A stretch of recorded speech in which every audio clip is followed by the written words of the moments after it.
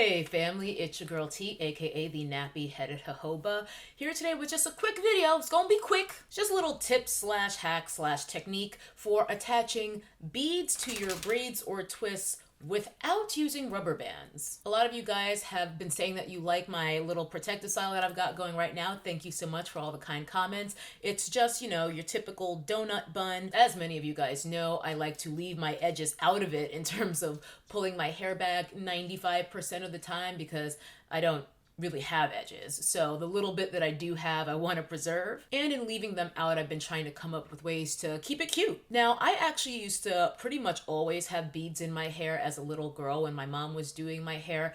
And she would attach the beads not using rubber bands, but she would use tin foil. That's right, tin foil.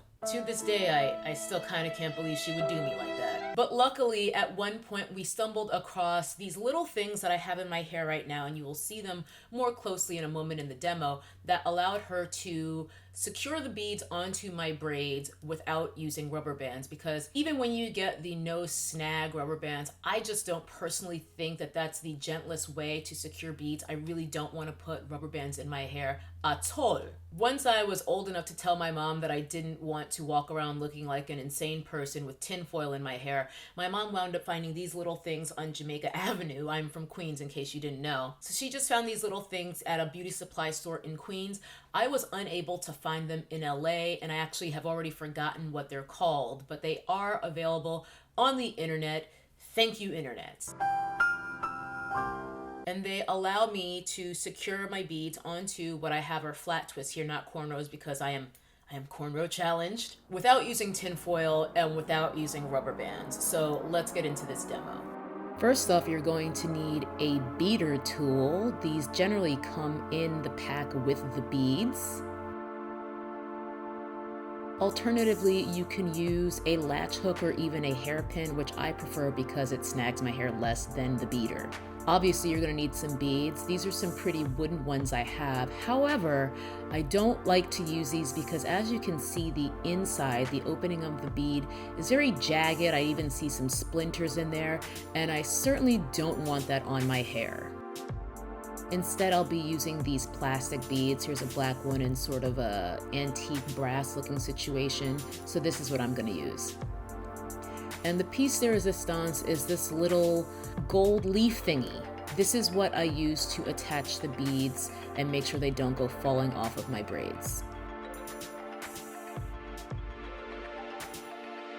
I'm just getting some sealant on my ends, just reapplying. My ends had already been sealed, but I was just adding a little bit more because I'm anal retentive.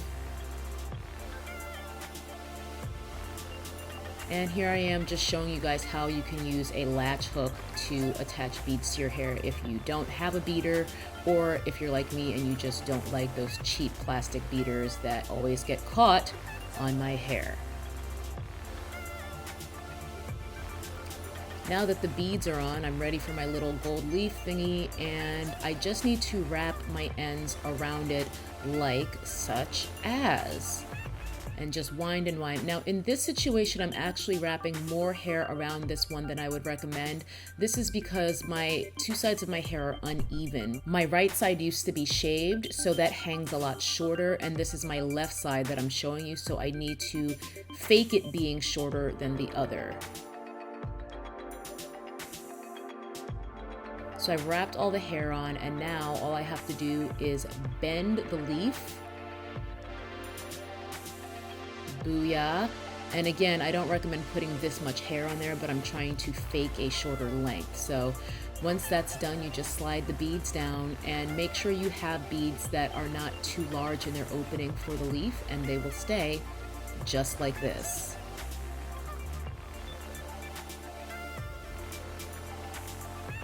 I also feel like this looks a lot nicer than the rubber band method. Just showing you again now on my right side, which is my shorter side, so I won't need to wrap as much hair around the gold leaf. So I probably did the last 1.5 to 2 inches of my hair, fold it over just like on the other side, and it folds a lot easier because there isn't too much hair jammed on it. And then you slide the beads down to cover that up.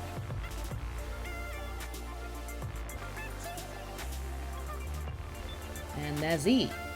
We're good.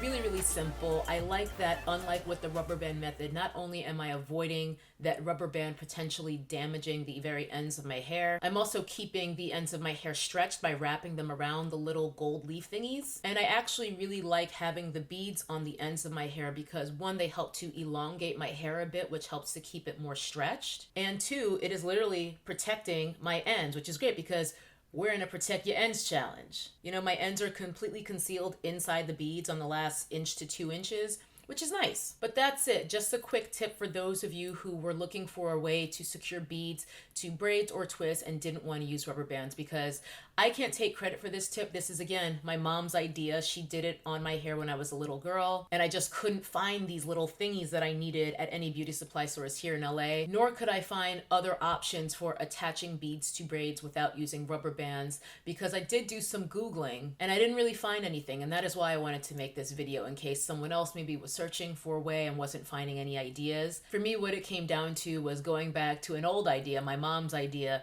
and just actually being able to hunt down the little doohickeys that I needed to achieve it. That is going to do it for this one, but thank you so much for watching. I hope this was helpful, and I will see you guys in the next video. Bye-bye. That's a nappy-headed hose there, I'm going to tell you that now.